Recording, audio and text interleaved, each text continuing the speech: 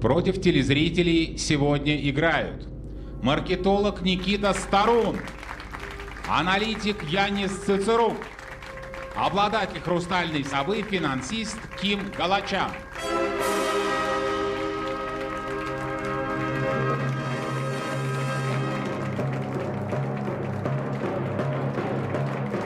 Журналисты Дарья Любинская и Андрей Островский, а капитан команды, обладатель «Хрустальной совы», предприниматель Борис Белозеров.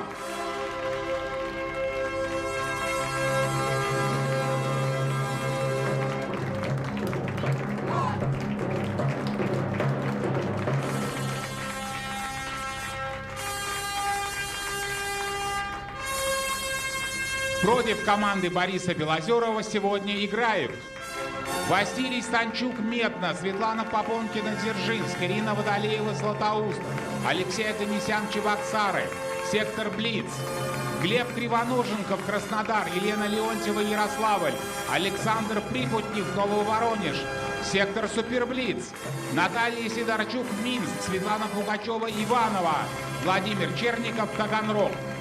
13-й сектор. Летние игры «Что, где, когда». Телезрители против знатоков. Игра до 6 очков. Счет 0-0. Первый раунд. Добрый вечер, уважаемые телезрители. Добрый вечер, уважаемые знатоки. Добрый вечер, господин Белозеров. Добрый вечер, господин ведущий. Ваша команда открывает игры совистов. А как вам игры магистров? Что-то подчеркнули для себя? Ну, интересные игры на самом деле. Здорово все сыграли по счету и по яркости игры. Надеемся, что мы сможем сделать не хуже. Борис, в интервью перед этой игрой вы сказали так. Потрясающий перформанс Левина оставил в шоке. Борис, что вы хотели сказать?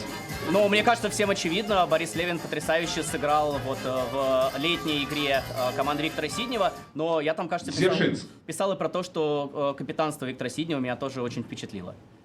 Про это мы еще с вами поговорим. Против вас играет преподаватель иностранных языков Светлана Попонкина, город Дзержинск. Господин Белозеров, если вам не сложно, когда я объявляю телезрителя, не надо говорить, что слушаем вопрос параллельно со мной. Все-таки я представляю телезрителей, надо с уважением относиться. Уважаем телезрителей, господин ведущий. Господин Старун, не буду за Белозеровым. Да, господин ведущий. Скажите, Никита, вы интересуетесь астрологией? Нет. То есть вы не знаете, в какой год вы родились? Нет, ну год я обезьяны, если... Обезьяны, вы, да? Да. Угу. Это знаю. Господин Цицерук, а вы в какой год родились? Ну, я считал, что год сколько, но, по-моему, называется год кота. Там, по-моему, есть разные трактования этого года. Нет, вы в год собаки, по-моему, нет? Нет, кролика или кота, да. Кролика или кота. Угу. Янис, смотрите, что получается. В год свиньи свинья и появилась. А в остальном путаница. Собака в год обезьяны, заяц в год тигра, а в год овцы вообще ворона. Внимание, вопрос. Где они все появились? Спокойной ночи, малыши. Спокойной ночи, малыши. Плюша, Степашка, Каркуша, Филя. Отлично, да. Собака, А я подумала, заяц, еще ворона. значок собаки не может быть в разных странах. Мультфильмы, да, давайте обсудим. Там у нас собака была. Ну погоди. Там Какие-то мультсериалы тогда. Свинья, собака, Заяц, ворона. Олимпийские символы не может быть? Там Нету таких. Вот собаки обезьяна, да, нам сказали? Нет, обезьяна собака, скорее всего. Собака в год Монеты, обезьяны. купюры. Ребят, купюры, Монеты, монеты купюры, да, какие-то, давайте да, еще это что-то обсудим. еще. Свинья, собака, Слушай, заяц, а вот какие-то реально ворона. фигуральные обозначения, как значок собачки, вот что-то Ворона, такое не может быть? Оно Да, же реально ну, в разных собачка странах по-разному по-разному. называется. называется. Где еще? Олимпийские талисманы, да. Олимпийские Свинья, талисманы. собака, заяц и ворона, где еще Какие-то мы команды, так представляем? называют, например. Вот, где это еще? В каком-то На мультике? картинах каких-то. Произведения какие-то, может быть, Серия, картины какая-то или серия. литературное В произведение. сериале каком-нибудь. Где появились, да? Басни Где Крылова. появились, да. передача, Хорошо. Господин ведущий, мы готовы отвечать, ответит Янис Цицерук. Янис, прошу вас. Господин ведущий, мы считаем, что эти все животные появились в передаче «Спокойной ночи, малыши». Филя, Хрюша, Степашка и Каркуша – это герои передачи «Спокойной ночи, малыши». 1-0 в пользу знатоков. Янис Цицерук первое очко для своей команды приносит. Интересы знатоков защищает директор департамента коммуникаций госкорпорации «Росатом» Андрей Тимонов. Добрый вечер, Андрей. Добрый вечер, господин ведущий. Как вам прошлая игра? Расскажите. Знаете, такая игра, как говорят, на 2 раза перекреститься. 1 раз до и 1 раз после. Сколько было очень тревожных эмоций до начала игры, абсолютно радостных после. Поэтому еще раз поздравляем команду Андрея Козлова с абсолютно заслуженной победой. Но в то же самое время, господин ведущий, если позволите, хотелось бы, пользуясь случаем, вернуться к моменту удаления господина Друзья из зала. Давайте вернемся. Я перечитал правила. Что понял? Действительно запрещено реагировать на ответ команды до объявление ответа ведущим. И в этом случае удаление господина Друзья из зала действительно находится, выражать юридическим языком, в правовом поле. В то же самое время формулировка основного наказания размытая и всецело зависит от позиции ведущего, то есть от вас. А у нас все от ведущего зависит. Но, на мой взгляд, ответ команды был точен. А аплодисменты господина Друзья не повлияли на финальную формулировку. Опять же, с учетом того, Андрей, что... ну как же, еще на вторую часть вопроса не ответили? Я считаю, что ответили, потому что ответ был в первой части полон. Скорее, команда его развернула во второй части более подробно. Учитывая все-таки, знаете... К чему вы, Андрей, да? Учитывая юбилейный характер года, я бы все-таки предложил двухигровую... дисквалификацию, все-таки начать отсчитывать с прошлой игры, а не с этой. И тем самым вернуть, господин Друзья, в следующей игре. Я думаю, что это устроило бы и вас, и клуб. Господин Сиднев, ну вы старейшина нашего клуба, вот как вы считаете, на подсказчика-рецидивиста амнистия может распространяться? На Друзья, да. Но он же даже не в 5-й раз подсказал, по-моему. Уже больше, он придет, расскажет. Не, ну мы все знаем, что он в самый первый раз подсказал лет так 35 назад. Ну, вы его остановите? Давайте с условным... Берем на поруки. На поруки, с условным сроком. Хорошо, господин Тимонов, на следующей игре посмотрим на господина Друзья с вашей подачи. Второй раунд. Раз, два, три. Господин Цицерук, Янис, а вы согласны, что вот то, что мы амнистировали сейчас Александра Друзья? Всецело, господин ведущий. Да? Скажите, ну вы согласны, что подсказывать все-таки нехорошо? Безусловно, да. Янис, а бывает такое, что вам самому порой прям вот хочется подсказать, прям сил нет? Бывает, но я стараюсь себя как-то... Это либо меня команда сдерживает, если такое происходит. Вас команда или вы команду сдерживаете? По ситуации, господин ведущий, и так может быть. Краснодар. Против вас играет продавец Глеб Кривоноженков из Краснодара. Внимание, помощники на черном ящике.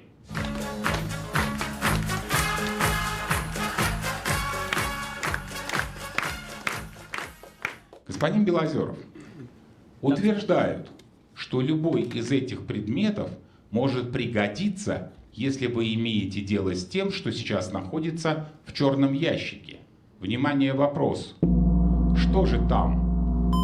Лук. Почему? Режет, это сдувает глаза. Точно будет, Смотрите, ребят, для объясню логику. взаимодействия. Смотрите, вода почему? Вода, потому что там испаряются маленькие вещества, смочить и она... можно, наверное, если желание. Или можно мочить нож, А или там... свечка как? Обычная вода. Она Рядом ставишь выжигает вещества, которые эндорфины. газы. Смотрите, ребят, логика, от чего плачет во время резки лука? От того, что испаряется и с водой Про лук соприкасаясь понятно, давайте глазом. что-нибудь еще Сейчас, обсудим. про лук все понятно? Вода понятна? А свеча, еще раз напомню, Свеча Видимо, тоже... горит, и горит, одна поднимает вверх, я Нет, понял. сгорает. Давайте еще Я раз. в таких Вот, очках вот, поделал. где в Если бытовых для вещах... обучения чему-то учиться, с чем-то Так, для обращаться, с каким-то обучения. предметом. Ну, оно все разное, да? То есть защищает глаза. Да. Что-то Свет, неприятное вода. еще делать, другое Свеча может может быть, извести. ребят. Свеча может как-то время отмерять. Ты Какое-то зажигаешь, она у тебя... Если сигары, как-то- сигары, если курение как-то все вместе, какое-то. например, Все использовать. вместе, то есть в очках, На тебя душ, то есть Любой вода. предмет. Тебе говорят любой, не надо все вместе использовать. Здесь нет смысла.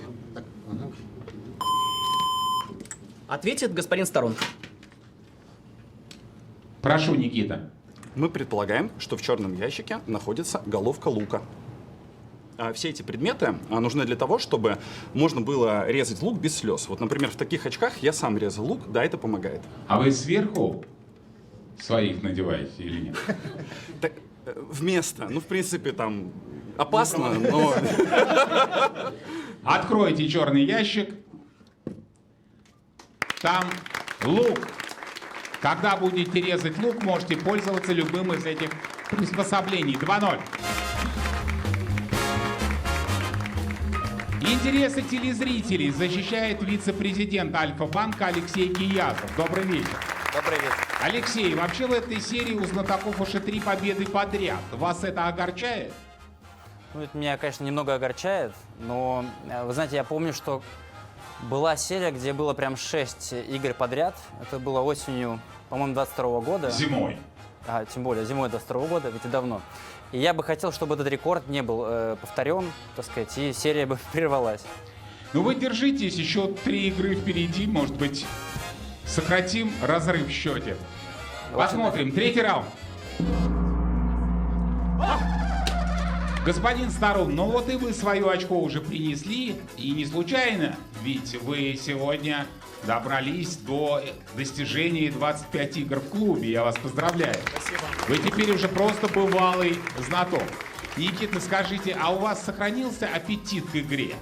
Конечно, конечно. Я И все лук время... не отбил вам его? Я все время прихожу голодным, а, как известно, лук только аппетит разыгрывает.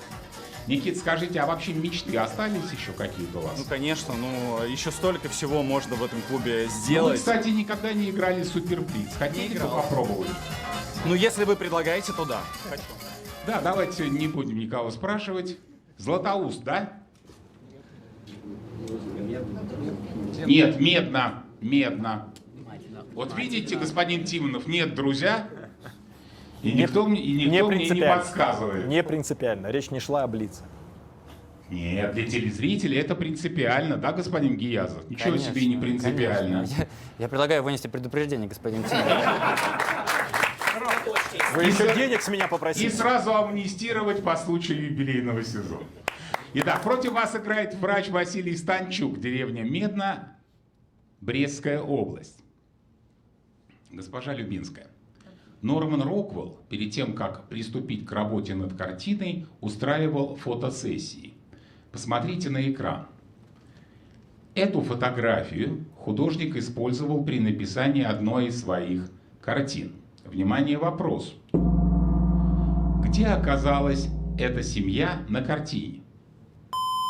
В зале ожидания, на вокзале где-то. Где-то они там спят. Смотрите, там что-то скрыли, Нам да? не показывают. Кот какой-то. Там животное, может быть? Живот, собака. Ветеринарная клиника. Давайте вниз, ребят. Ветеринарная клиника, это интересно. Ну что они ждут прооперировать, да? И котенок спит тоже, что ли, возможно? Просто больница. Просто больница, почему Урокла больница? шутки. Филин спит, например, я не знаю. Если ребенок спит, то Не что? спящее какое-то животное. У них спят все, кроме мужчины, ночное время. Так. Где они оказались в ночное время? Они ждут. Не может быть какая-то картина в картине. Самолет. Там Я тоже хотела картина, сказать, любая картина, они на ней оказались. Может быть, они долго позировали, и Аэропорт? она уснула, Аэропорт например. какой-то, Художника? Да.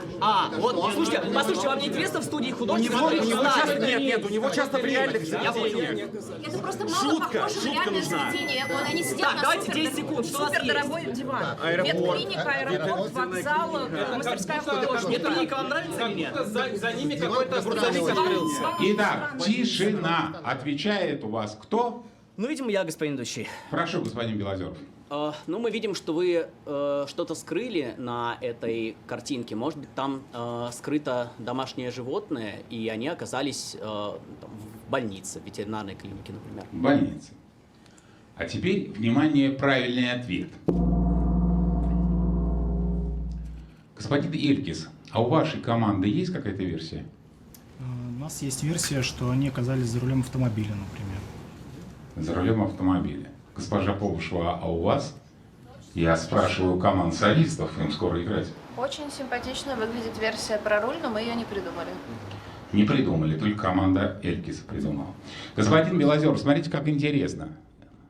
Вы перечислили аэропорты, что еще? Вокзалы. Но вот это как раз единственное, что вы не перечислили. Роквелл переместил семью. Посмотрите, сейчас вам вынесут картину. Вот она, Борис. В автомобиль. В руках у папы руль. 2-1. Василий Станчук из деревни Медно получит 100 тысяч рублей от Альфа-банка. Уважаемые телезрители, напоминаю вам, что вы можете прислать свои вопросы в 13-й сектор по адресу 13.alfabank.ru. А Сетбум в клубе «Что, где, когда» сегодня представляет директор по глобальному маркетингу и развитию Петр Кипа. Добрый вечер, Петр. Здравствуйте, господин ведущий. Скажите, если сравнивать со спортивными состязаниями, то на какой из них больше всего похожа игра «Что, где, когда», на ваш взгляд? Больше всего похоже на киберспорт, господин ведущий, потому что в киберспорте игроки также сидят за столами и о чем-то громко спорят. Вот. А сейчас наши команды Team Spirit и Bad Boom Team выступают на международном соревновании по популярной дисциплине Counter-Strike 2. Вот. Мы за них болеем. Ну, а чтобы все смогли сравнить, похожа ли трансляция «Что, где, когда» на трансляцию киберспорта, я предлагаю всем зайти в мобильное приложение Bad Boom. И посмотреть. Петр, благодарю вас, а мы продолжаем игру. 4-й раунд.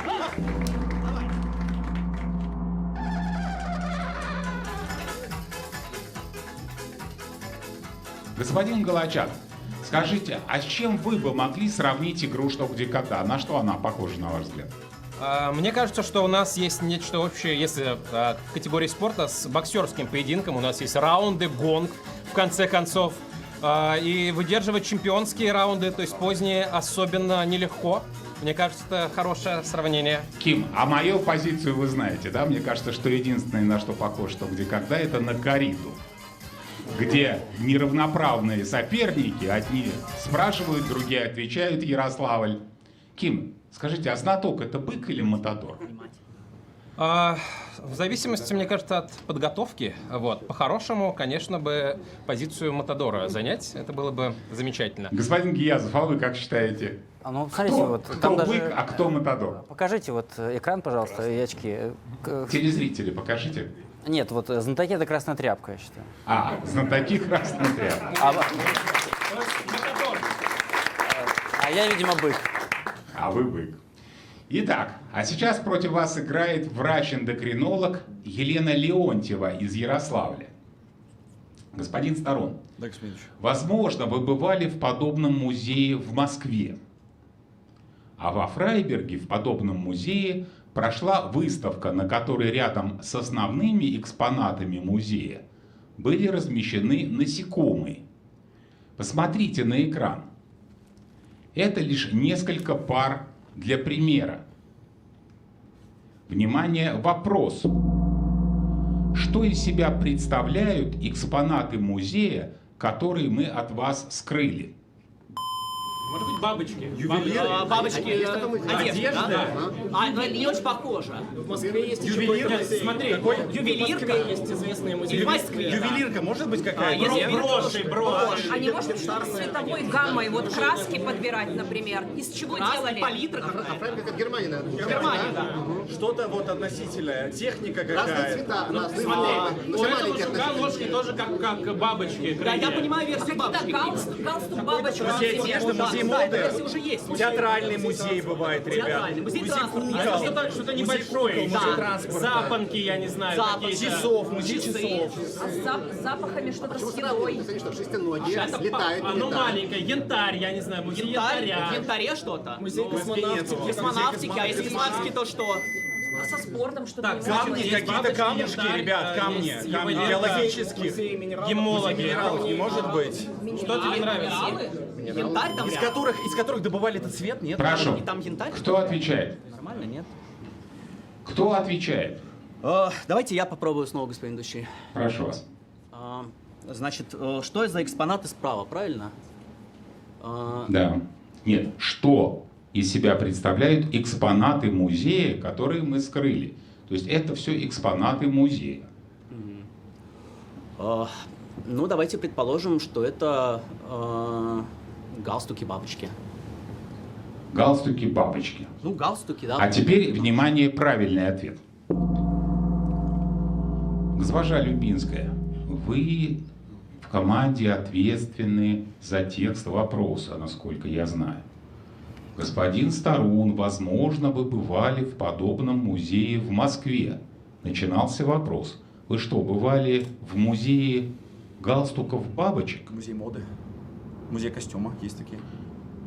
Нет. Мне кажется, что у вас было в минуте обсуждения много версий таких музеев. Нет, и уж точно вы в нем не были. Так, давайте мы у зала спросим. Госпожа Повышева, у вас опять нет версий?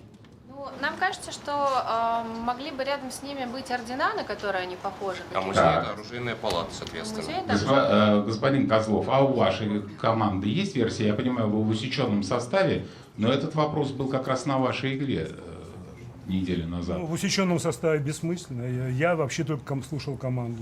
У меня нет версии. Михаил, Владимир, нет. Господин Поташов, у вас? У нас есть человек, который бывал в таком музее точно. Мы уверены практически, что это минералы. Минералы. А теперь камни. Никита Старун говорил. Авторы экспозиции хотели продемонстрировать, господин Старун, сходство палитры живой и неживой природы. Выставка называлась «Летающие сокровища». Рядом с насекомыми были размещены их двойники. Посмотрите на экран. Из мира неживой природы. Минералы. Выставка проходила в Минералогическом музее. Господин Старун, вы бывали в Москве в Минералогическом музее? Вот здесь вот тут меньше километра. Рядышком тут с нами. Бывал. Если не были, еще сходите. 2-2. Господин Гиязов, налаживается жизнь. Более чем. 100 тысяч рублей от Альфа-банка получит Елена Леонтьева из Ярославля. Уважаемые телезрители, сегодня в нашем клубе стартовали игры совистов. У этих команд нет права на ошибку. Проигравший выбывает.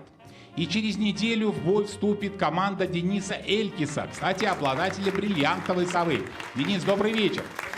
Как у вас настроение перед игрой? Мы очень соскучились по игре, хотим скорее. Хочется побыстрее. Хотите, сейчас Белозерова снимем, и вы побыстрее, а они на следующей неделе доиграют. Не хотите? Виктория, а вас что тревожит перед игрой? Ну, тревожностей как таковых нет. Наоборот, приятное предвкушение. Вам хочется... Ну, жду вас через неделю, а мы продолжаем игру. 5-й раунд.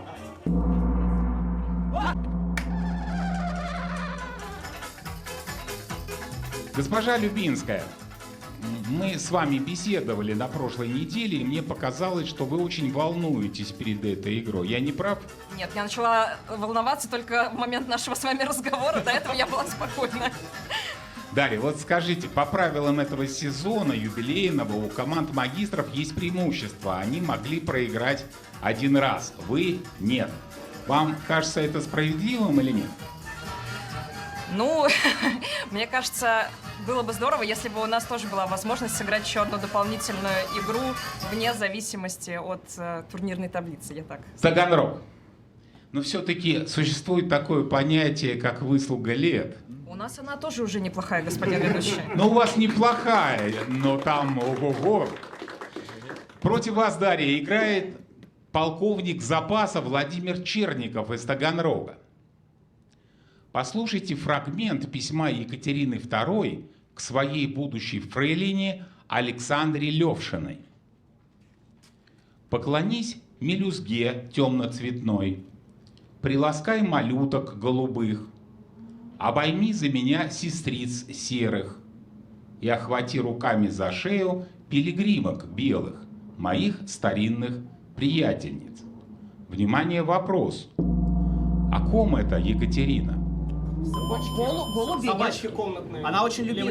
Собачки. Она очень любила собачек. Это Мне правда. кажется, что по цветам больше на голубей похоже. Голубых, серых, белых. Черный, там черный есть. Голубые кто? Голубые, серые, темные. Приласкай. Малюток голубых. Важно, что это будущее фрейлин. Приласкай. Да. Ну, я знаю, что Екатерина любила цвета, собачек. какие действия? Она в Германии, может быть, это писала?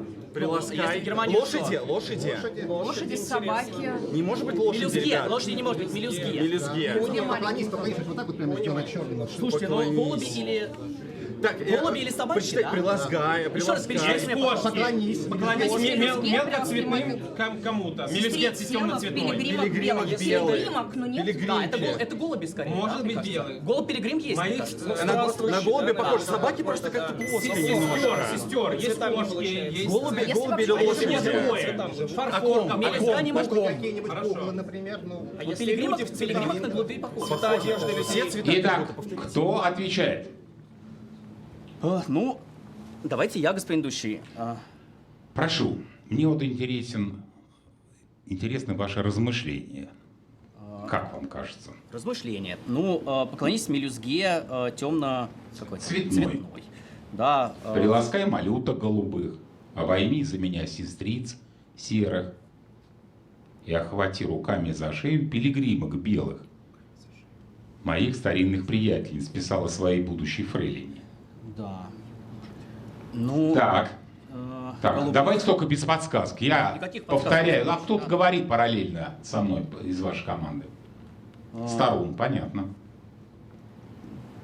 Прошу, Борис. Да, ну если о ком, да, мелюзга, вот это все. Борис. Ну, голубых вот меня смущает, господин ведущий. Поклонись. Ну, давайте о лошадях, она так сказала. О лошадях. А теперь, внимание, правильный ответ. Как интересно, господин Белозеров. Да. Вот бывают вопросы, о ком вы не подумаете о том, что это животные. А здесь вы вообще не подумали о том, что это не животные, а люди. Вы обсуждали все время людей. Вы считаете, что животные сестрицы Екатерины? Ну, вообще она любила животных, да. Ну, это же не повод называть их сестрицами. А что значит, вот кто-то обратил, Дарья Любинская, по-моему, своей будущей фрейлине. То есть фрейлина что делала в этот момент, если она будущая? Что она? Училась, наверное, да? Что вы сказали, Борис? Нет, ничего, если честно. Для Смольного рано, господин ведущий. Учителя, ну... Как это? Екатерина II писала о воспитанницах Института благородных девиц, Смольного института. Девушки в этом заведении в зависимости от возраста носили платья разных цветов. 3-2. 100 тысяч рублей от Альфа-банка получит Владимир Черников из Таганрога. Господин Паташов, а у вас была версия на этот ответ? Да, Была. господин ведущий, была. К сожалению, счет не позволял предложить помощь. Счет не позволял. А еще у кого-то была, господин Элькис? У вас была? Нет, такой не был. Такой не был. Он там хлопает сам себе. 6-й раунд.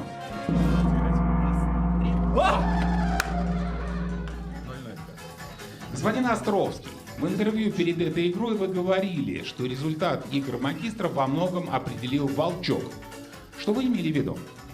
Ну, во многом, может быть, это небольшое преувеличение, но мне кажется, в любой игре очень многое зависит от Волчка, и, скажем, мы замечаем это по тем ситуациям, когда команду потом спрашивают, ответила либо она на тот вопрос, который лежал на столе, оказывается, что ответила. Кажется, вот команда Сиднева в весенней серии могла бы выиграть со счетом 6-5, и получилось 5-6, поэтому бывают разные... Андрей, скажите, а как вам кажется, вам сегодня везет с вопросами или нет? Мне кажется, пока рано все-таки об этом говорить, давайте ближе... 13-й сектор. Интернет против знатоков. Сегодня в 13-й сектор поступило 102 тысячи вопросов, и сейчас компьютер выберет один из них. Это вопрос из Севастополя от школьницы Анны Кудлы. Внимание, вопрос. Какой уникальный географический статус имеют только две страны в мире – Лихтенштейн и Узбекистан? Они дважды, короче, лендлок называется. У них они не граничат ни с одной страной, которая не выходит в море. Это правда или нет? Это может. Лихтенштейн нормально? Вы мне подтвердите Лихтенштейн? Еще раз. Не только она не граничит с морем, но и все соседи не граничат с морем. Ага, да, потому что негранических с морем много, типа Монголия. Да. Понимаешь? Там еще Швейцария рядом с Лихтенштейном. Что-то еще, ребят, возможно, что вот... Одно большое, другое Одно маленькое. маленькое, да. Да, расположены они совсем в разных местах. Географический статус. анклавы какие-то, нет анклавов. Как-то по отношению к Европе и Азии, может быть, как-то не расположены. Находится в двух там остальные страны, они не похожи на центр. Часовой пояс какой-то. Часовой пояс. Лихтенштейн — это центр Европы, Узбекистан — это примерно +2 к Москве. Что-нибудь про ресурсы, например, Узбекистан может более-менее быть. не граничит, который орал? Это не считается. Не считается. Ну, это озеро считается. Окей, Ну, я, по хорошо. крайней мере, слышал так. Хорошо. Ладно, хорошо. Что? Давайте, господин ведущий, я попробую ответить. Прошу, Борис Белозеров. Если я правильно помню, то эти страны не только сами не имеют выхода к морю, но и не граничат со странами, которые имеют выход к морю. Ну, Узбекистан граничит, имеет границу, например, с Туркменистаном, который имеет выход к Каспийскому морю, но оно считается для этих целей озером. Потому что к Мировому океану выхода оно не имеет. То есть это страны, которые граничат только со странами, у которых нет выхода к морю. Ну, начали вы лучше, чем приводили примеры. Понятнее, во всяком случае. Давайте посмотрим на экран. Внимание, правильный ответ. Не имеет выхода к морю еще и все окружающие их страны. Правильный ответ Бориса Белозерова. 3-3.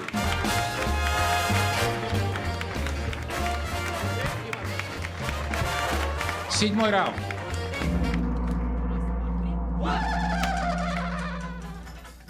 Господин Белозеров, ну вот вы внесли свою лепту.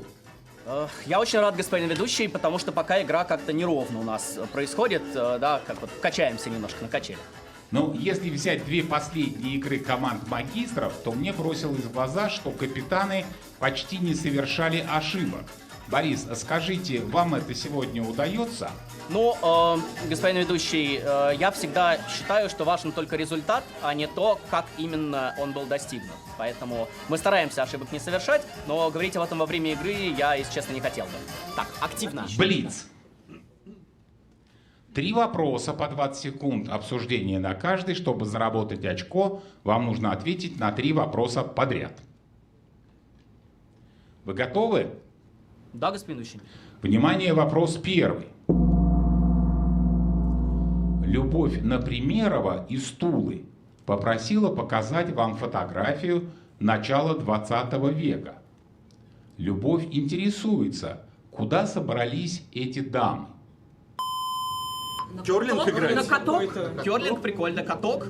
Ну, каток нормально. В смысле, они будут его чистить, да? Что еще? Каток, а что еще? Начало Субботник. Рано для субботника, да? На забастовку какую-то вот они Какие-то будут. метлы, ведьмы, я не Ведьмы, да, еще знаю. какие-то? Ну, а они как суфражистки какие-то, на учебу. Маскарад какой-то. Танцевать они собрались. Мне кажется, Итак, нормально. кто отвечает? Ну, давайте Дарья Рябинская попробует, господин ведущий. Прошу, Дарья. На каток. На каток? На каток вы сказали, На да? каток, я сказала, да. Поясните, что вы имеете в виду? Ну, чтобы покататься, им нужно расчистить лед, поэтому они взяли с собой метлы, потому что при порошенному льду кататься будет опасно. А теперь, внимание, правильный ответ. Господин Белозеров, Да, все-таки у Никиты Струна сегодня 25-я игра. Вы бы все-таки прислушивались к нему. Он и камни говорил. И керлинг сейчас сказал, посмотрите на экран. Эти дамы с метлами собрались. Ну, покажите уже экран. На соревнованиях по керлингу, сказал он на первой же секунде. Господин Белозеров. Вот это как раз те ошибки, про которые я вам только что говорил. Хоть вы и не хотите говорить со мной об этом. Не хочу, господин ведущий. 4-3. 4-3. Любовь Напримерова из Тулы получит 100 тысяч рублей от Альфа-банка.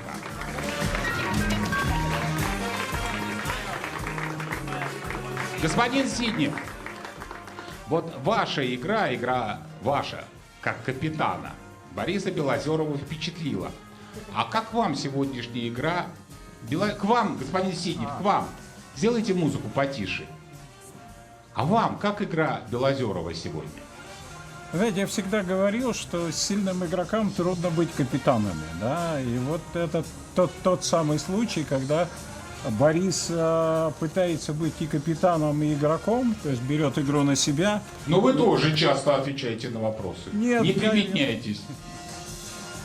Я думаю, все получится и у Бориса, и у команды.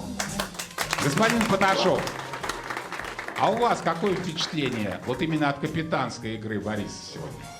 Ну, я немножко удивился, почему не заработали минуту на вопросе про две страны, а в остальном, в общем, справляется Борис отлично, и все у них будет хорошо. Господин Козлов, я так понимаю, что вы просто смотрите, да?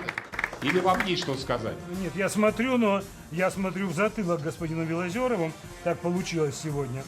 Меня несколько удивляет, что Борис пока отвечает чаще, чем любой другой игрок команды. Мне кажется, это в принципе неправильно. Это во многом охлаждает игроков, которые понимают, что вся ответственность на капитане, а они здесь вообще ни при чем. Например. Ну, это моя точка зрения. Спасибо, Андрей. А мы начинаем 8-й раунд.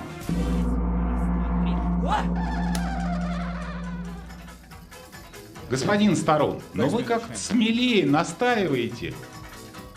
Смелее. Сейчас Суперблиц вам играть. Готовьтесь. Вашими молитвами. Вы сегодня размяты очень хорошо. Спасибо.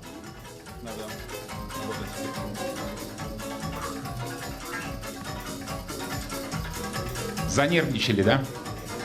Ну, господин ведущий, видите, я же вам говорю, нестабильная игра идет. Иногда лучше, иногда хуже. Это нормально. Так любая игра проходит.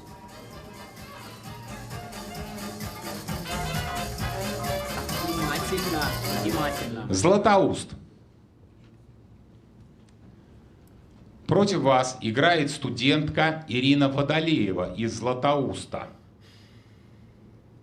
Вы понимаете, 4-4 и 3-5 разные ситуации. Внимание, вопрос. Что писатель Алексей Бельмасов назвал так? Музыкальный портрет дождя. Азбука Морзе.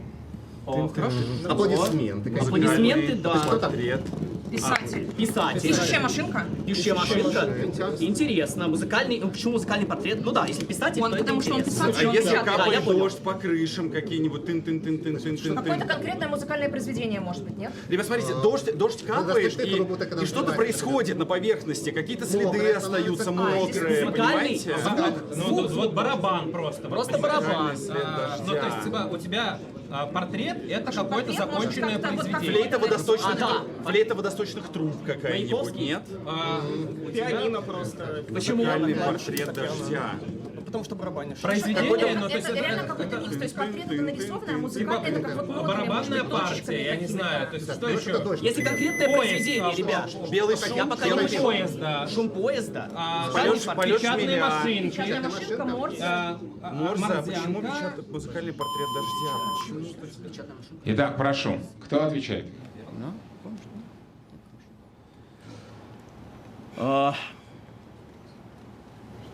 Дарья Любинская. Дарья. Музыкальный портрет дождя.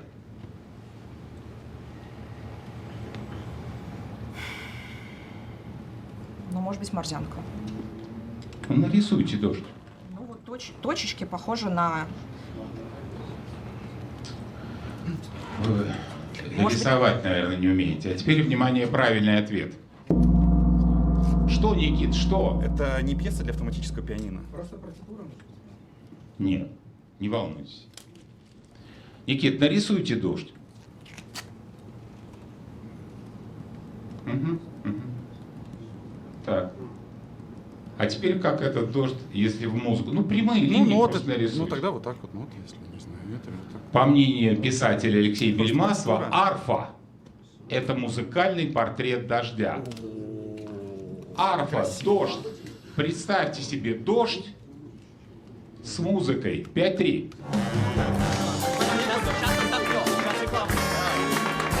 100 тысяч рублей от Альфа-банка получит Ирина Водолеева из Златоуста.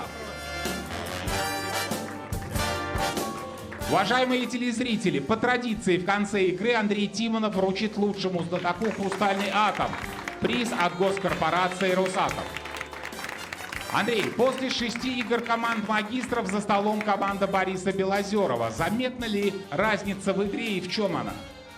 Знаете, господин ведущий, исследования нобелевских лауреатов показали, что у разных ученых разные стратегии. Те, кто постарше, опираются на опыт, на накопленные знания, на командное взаимодействие, а те, кто помоложе, в основном в возрасте до 35 лет, им свойственно мыслить радикально и опираться на интуицию. Какая стратегия лучше? 65% всех открытий было совершено нобелевскими лауреатами до 35 лет. Весь советский атомный проект, краса и гордость всей нашей страны, был сделан молодыми учеными. Самому старшему Курчатову было 40 лет. Сейчас команда ученых Росатома изобретает большую мечту всех ученых мира. Это квантовый компьютер. Почти всем до 30 лет. Вот лично мне много более симпатична игра молодых команд. Шансов на то, что игра будет яркой, больше, чем у магистров. Ну, кстати, и больше шансов, что с треском, к сожалению, проиграют. 9-й раунд. Уважаемые телезрители, ваши вопросы на игру можно присылать по электронной почте, по почте, либо просто заполнить форму на сайте tvigra.ru.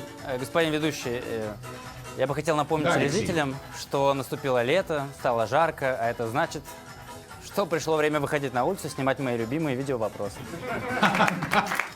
Кстати, да. Сейчас картинка очень хорошая. Господин Белозеров, ну давайте по одному очку. Вам надо отбросить все и вот не думать. Всегда так, господин ведущий, вы совершенно правы. Нововоронеж. Против вас играет инженер Александр Припутнев, город Нововоронеж.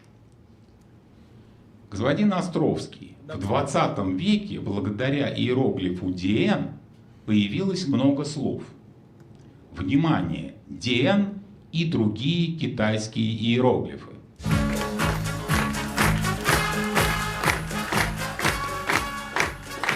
Посмотрите, красным выделен иероглиф DN. В нижнем ряду слова, которые образовались путем соединения этого иероглифа со словами из верхнего ряда.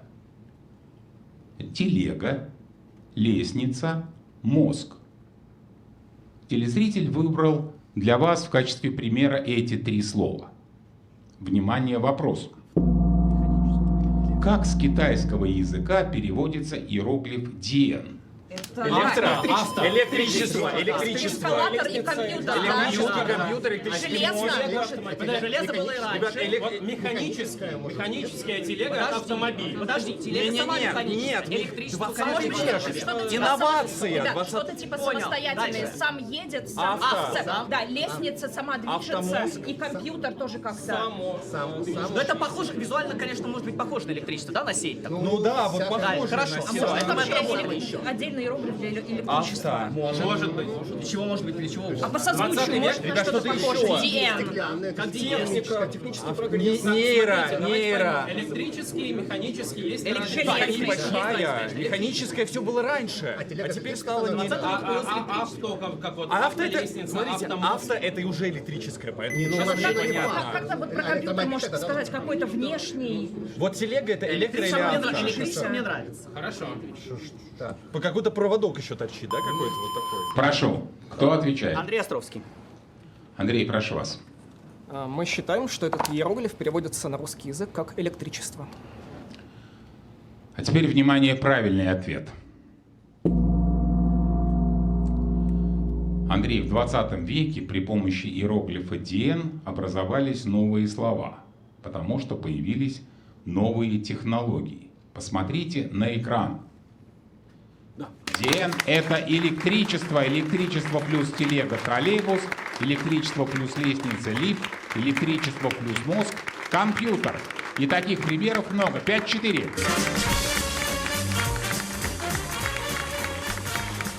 10-й раунд. А версия опять, по-моему, была Никита Старуна. Никита, что с вами такое сегодня? То есть это здорово. Я почему к вам пристаю? Потому что я смотрю на стол, и с большой долей вероятности, чтобы выиграть игру, вам предстоит выиграть суперблиц. И здесь вот очень важно, кто же будет его играть. А может, Борис Белозеров тряхнет стариной Бывало, господин ведущий, такое.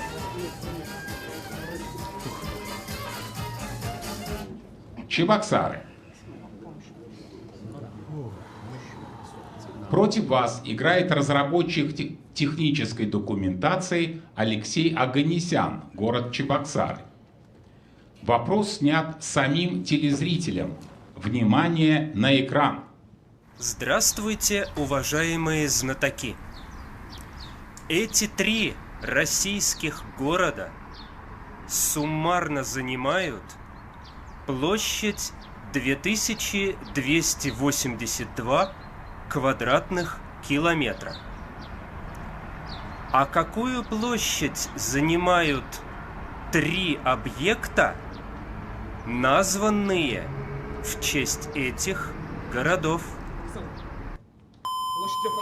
Казань, Ленинград и, получается, Ярославль. Ну хорошо. На какой площади? По Комсомольской, наверное? Площадь 3 вокзалов. Площадь 3 вокзалов они занимают. Казань. Какую площадь они занимают объекты, названные в честь... Ребят, Казань, Ярославль, Ленинград. 2282. Это сколько? Типа 50? Это немало для них, ребят? Нормально. Это большие Ребят, смотрите, города. а если это Муром, короче, 3 богатыря, нет? Типа Муром, Попов... Объекты, это не люди. Не подходит, да? Достопримечательности Нет, ну какие-то. картина, например, сколько? Какую площадь занимают 3 объекта, названные в честь этих городов? Ну, вообще, конечно, сложно помогла бы, да, палец. Ладно. Господин ведущий, ответит снова Андрей Островский. Прошу, Андрей. Мы полагаем, что это площадь 3 вокзалов, соответственно, где находятся Ярославский, Ленинградский и Казанский вокзалы. 5-5.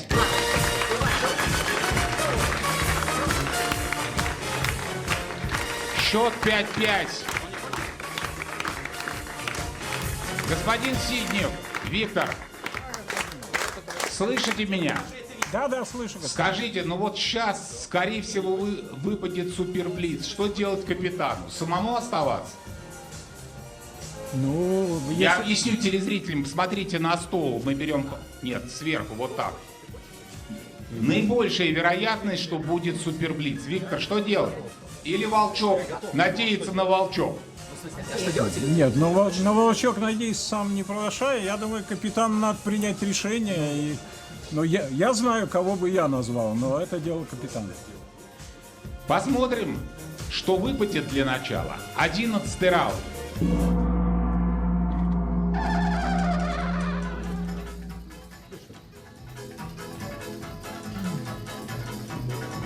Господин Белозеров, скажите, вы сейчас думаете над тем, чтобы не выпал суперблиц, или над тем, кто его будет играть, если он выпадет? Господин ведущий, я думаю над тем, что я видел эту же картину 9 лет назад, но тогда у меня было больше понимания, что происходит. Но нет, суперблиц. Вы посмотрите, суперблиц прям показал прямо. Суперблиц. 3 вопроса, по 20 секунд размышлений на каждый. Играет один знаток. Чтобы одержать победу, нужно ответить на 3 вопроса подряд. Кто остается за столом? Ну, господин ведущий, вы так хотите играть с Никитой Стороном сегодня? Нет, давайте на меня только не перекладывайте. Я вас спрашиваю, это вопрос. Нет, у меня такого нет. Нет, давайте вы решайте сами, кто у вас готов, кто подготовлен. Решайте. А я пока расскажу, уважаемые телезрители, Бэтбум учредила приз для знатока, который сумеет выиграть суперблиц последним в этом сезоне. Пока главный претендент Борис Левин, но сегодня его может опередить кто-то из команды Бориса Белозерова. Борис, и кто же это попробует сделать? Это очень сложное решение, господин ведущий. Ты готов? Ну, Никита Сторон, давайте. Никита Сторон. Никита Сторон.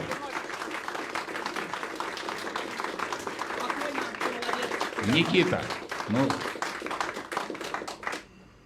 я вам желаю успеха. Спасибо. Внимание, вопрос первый. Татьяна Медведева из Саратова попросила показать вам инсталляцию из домашней утвари, установленную во дворе одного дома-музея. Татьяна интересуется, чей это музей?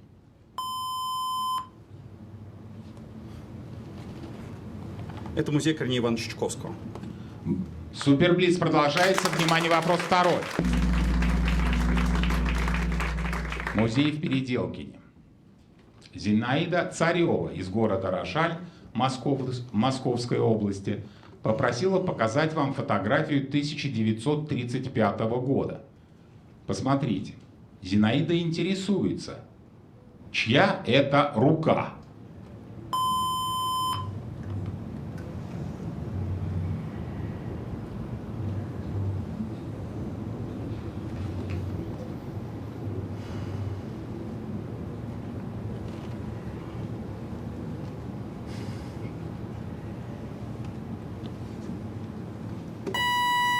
Ну, это памятник Минину и Пожарскому на Красной площади. Мне сложно прям уточнить, чья именно была рука на этом памятнике, но, предположим, Минин. Все-таки Минин. Ну, теперь, внимание, правильный ответ. Господин Козлов, но вы согласны, что все-таки Дмитрий Пожарский это не Кузьма Минин? Ну, это разные. Их даже зовут по-разному. Да. Зовут по-разному. Да, господин Старун. Жалко. А как вы выбирали? Ну, Минин, кто слева, кто справа. Вот, если честно, очень, тупо. Типа, Минин, по-моему, стоит слева, Пожарский справа. Я вот точно не помню. Видимо, вероятно, Пожарский. Но там же по сюжету господин Старун. Пожарский ведет на... Минин. Минин призывает, Пожарский как бы отправляет, войска. Может быть... Итак, на вашей фотографии, которая перед вами, запечатлен момент, когда на Спасской башне Кремля устанавливают звезду. Эта рука, посмотрите на экран, Кузьмы Минина. Напротив башни установлен памятник Минину и Пожарскому. Никита. Решающий третий вопрос.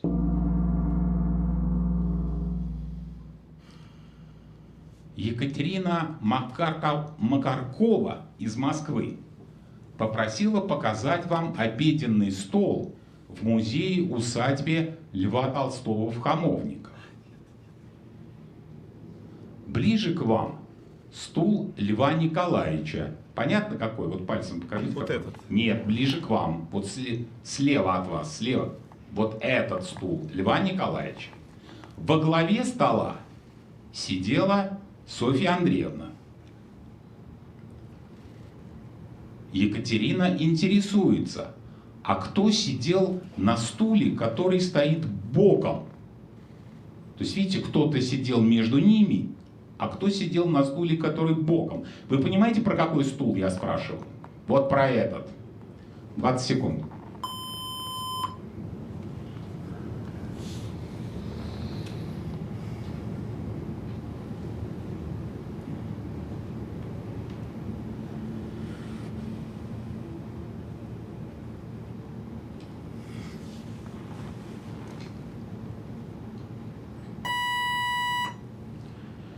Никита, вы готовы отвечать?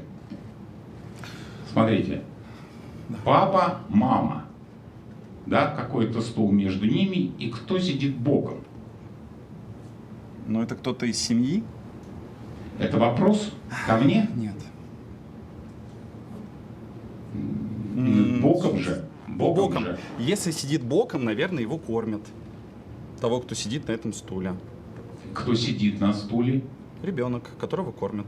А кормит кто? Итак. Тот, кто сидит вот здесь. Вероятно. Ребенок сидит там, где вы показываете, а на стуле боком кто сидит? Кормит кто? Нянька-воспитательница. Нянька-воспитательница. Нянька-воспитательница. Никита, вы становитесь главным претендентом на приз от компании Бэтхум. 6-5 в пользу знатоков. Счет становится 6-5 в пользу знатоков. Команда Бориса Белозерова одерживает победу над телезрителями и получает право сыграть в осенней серии. Я вас поздравляю. Вот имена победителей.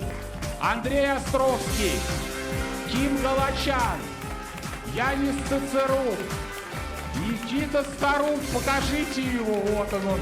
Наденьте очки, я вам сейчас очки для плавания принесу. Дарья Любинская и Борис Белозеров. Борис, ну вы просчитали, вернее, с моей подачи, кого оставить на Суперблиц. Все равно я вас поздравляю, это хорошее решение. Господин Тимонов, кто из знатоков был сегодня лучшим? Кажется, исследования нобелевских лауреатов правы. Такая молодая команда показала игру ярче, чем команда магистров. Конечно же, Никита Старун. Никита Старун. Господин Гиязов, кто получит приз за лучший вопрос? Очень жарко. Стало жарко. С моей точки зрения, лучший вопрос – это вопрос о дожде и арфе. И поэтому Ирина Водолеева и Златоуста получит дополнительные 200 тысяч рублей от Альфа-банка. Благодарю вас. 100 тысяч рублей призового фонда остались неразыгранными, и вся эта сумма поступает в призовой фонд финала года на специальный вклад Альфа-банка. Теперь в нем 2 миллиона 353 тысячи рублей. Уважаемые телезрители, через неделю в нашем клубе продолжатся игры совистов. Смотрите вторую игру в следующую пятницу, 13 июня на Первом канале, сразу после программы «Время». А эта игра закончена. Спасибо вам всем за игру.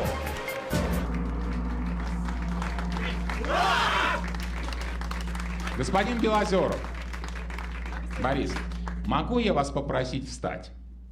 Да.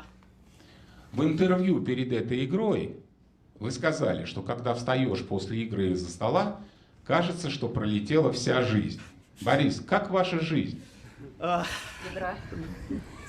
Да, господин ведущий, я 9 лет назад... Как эта жизнь, вот сегодняшняя жизнь, как прошла? Жизнь прекрасна, господин ведущий. Спасибо вам. Господин Старун, ну расскажите про свои эмоции, потому что вы сегодня просто герой дня. У меня нет слов, я не знаю, что произошло, я в полном шоке. У меня все болит. Я не знаю почему, но физически все болит. Настолько, мне кажется, это был выплеск эмоций, я не знаю. Мне нужен неделю отпуска, пожалуйста. Пожалуйста. Никита, у вас отпуск до осенней серии. Значительно более длительный. Я вас поздравляю еще раз.